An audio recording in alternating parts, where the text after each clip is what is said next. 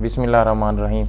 आज हम जिस बीमारी के बारे में बात करने जा रहे हैं उसका नाम मंकी पॉक्स बीमारी है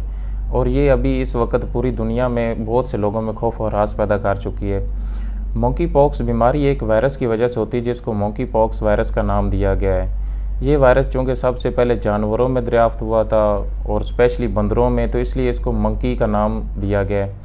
1958 में सबसे पहले ये बंदरों में पाया गया था मंकी पॉक्स। इसके बाद अगर इस बीमारी का जो पहला केस सामने आया था वो 1970 में आया था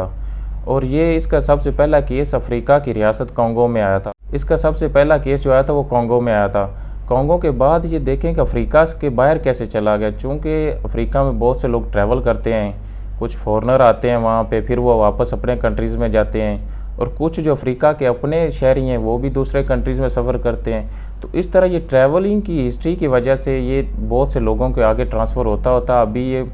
वर्ल्ड वाइड बहुत से कंट्रीज़ में इसके केसेस रिपोर्ट हो चुके हैं। और अगर देखा जाए, अगर इसकी जो अलामात है मंकी पॉक्स वायरस की और इस बीमारी की जो अलामात है, इसमें सबसे पहले बुखार आना शुरू हो जाता है। बुखार के बाद कपकपी शुरू हो जाती है, पूरे जिस्म में कमज़ोरी महसूस होती है। इसके बाद बुखार के तीसरे से चौथे दिन के बाद आपके जिस्म पे दाने बनने शुरू हो जाते हैं और वो दाने साइज़ में बढ़ते बढ़ते वो 0.5 to 1 सेंटीमीटर तक चले जाते हैं। उन दानों के अंदर फिर वो मादा जमा शुरू हो जाती है जिसको हम फ्लूइड भी बोलते हैं, पस भी बोलते हैं, और वो वेजिकल बन जाती हैं। जो इसके बाद देखा जाए तो ये जो अलामात हैं इसकी, वो इसी तरह जो एक बीमारी इससे पहले पाई जाती थी स्मॉल पॉक्स के नाम से, उसकी और इसकी अलामात सेम ही हैं। क्योंकि ये वायरस मंकी पॉक्स और स्मॉल पॉक्स वायरस भी दोनों एक दूसरे से रिजेम्बलेंस बहुत ज़्यादा रखते हैं। स्मॉल पॉक्स और मंकी पॉक्स में जो फ़र्क सबसे ज़्यादा आ रहा है वो ये होता है कि मंकी पॉक्स की बीमारी में इंसानी जिस्म में गिल्टियाँ बननी शुरू हो जाती हैं, जो कि ये जबड़ों के नीचे, गर्दन की दोनों तरफ में, एक्सिलरी रीजन पे और ग्रोइन रीजन में यहाँ पे गिल्टियाँ आनी शुरू हो जाती हैं। और इसके बाद देखते हैं कि इसकी प्रिवेंशन हम कैसे कर सकते हैं। तो प्रिवेंशन में आता है कि जितना अगर कोई इंसान इससे इन्फेक्टेड है तो उससे बचाव किया जाए, उससे कांटेक्ट ना किया जाए, क्योंकि ये वायरस जो उस मादे में भी पाया जाता है जो आपके जिस्म पे उस वक्त दाने बांध चुके होते हैं इन्फेक्टेड पर्सन में। अगर वो मादा किसी जगह पे लगता है और आप उस जगह को टच करते हैं तो वो आप में ट्रांसफ़र हो जाएगा। इसके बाद अगर उस इंसान की जो बीमार है उसकी आप इस्तेमाल की चीज़ें भी आप अपने इस्तेमाल में लाते हैं तो उससे भी आपको हो सकता है। और इसके बाद ये जो अभी चूँकि बीमारी फैल तो काफ़ी चुकी है, लेकिन इसका प्रॉपर जो इलाज जो एंटीवायरल्स भी दी जा रही हैं, लेकिन जो लोग वैक्सीन हुए हैं स्मॉल पॉक्स के ख़िलाफ़, अभी उनमें ये इसके 5% चांस हैं कि वो उनको इफ़ेक्ट कर सकता है। और बहुत से लोगों में चूँकि 1970 में आलमी अदारा सेहत ने ये डिक्लेयर कर दिया था कि स्मॉल पॉक्स ख़त्म हो चुकी है, और उसकी सबसे बड़ी वजह यही थी कि बहुत से लोग उसके वैक्सीनेशन करवा चुके थे। और उसके बाद जो लोग वैक्सीन हुए हैं उनमें ये वायरस मंकी पॉक्स की जो बीमारी है ये बहुत कम पाई जा रही है। और अगर देखें कि अभी जो एशिया में जो लोग आ रहे हैं, ये यूरोप से आ रहे हैं, यूनाइटेड स्टेट्स से आ रहे हैं, यूके से आ रहे हैं, ये हमारे अफ्रीकन स्टेट्स से आ रहे हैं, तो वो लोग जब ये यहाँ पे ट्रैवल करेंगे, इधर आएंगे, तो उनकी जो स्क्रीनिंग है वो मैंडेटरी बनाई जाए ताकि वो अपने साथ कोई इस तरह का वायरस ना लें और यहाँ पे आके लोगों को इन्फेक्ट ना करें।